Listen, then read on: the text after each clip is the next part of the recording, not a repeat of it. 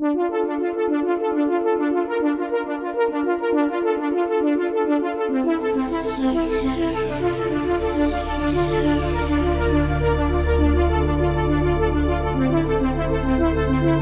long thought the Supergirl movie starring Helen Slater and Faye Dunaway is unfairly dismissed by people.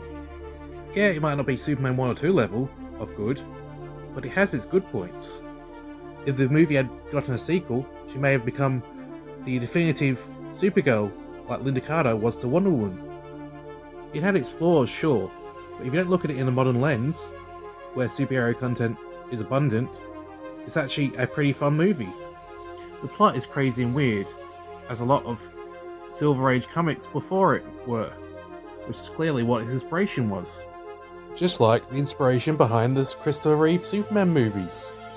The villain being a witch may seem weird, but it's not like the Superman family haven't fought magical beings before. In fact, it's actually surprisingly common. Not to mention, unlike Superman, she hasn't got really that many established villains to pick from, especially in 1984 when the movie came out. There's also the fact that prior to Batman 1989, superhero content was still generally campy and silly. Even the much more loved Christopher Reeve Superman movies were very campy and silly, even the first two. The serious and dark era of DC content wasn't entirely prominent until the late 80s to early 90s. Not to say that darker and more serious comics didn't exist at the time, but most comics were light, colourful, and didn't take themselves too seriously at the time the movie was released.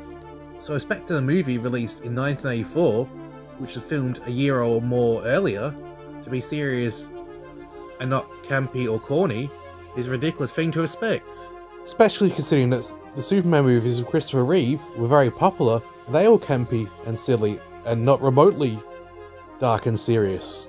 There's also the fact that without this movie, many people might have not known who Supergirl was, because around the same time the movie came out, she was killed off for a number of years in Crisis on Infinite Earths.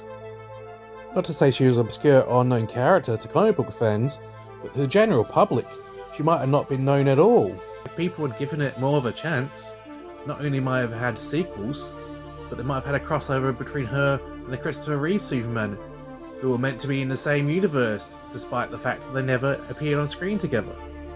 Well, outside of that CGI cameo in the Flash movie.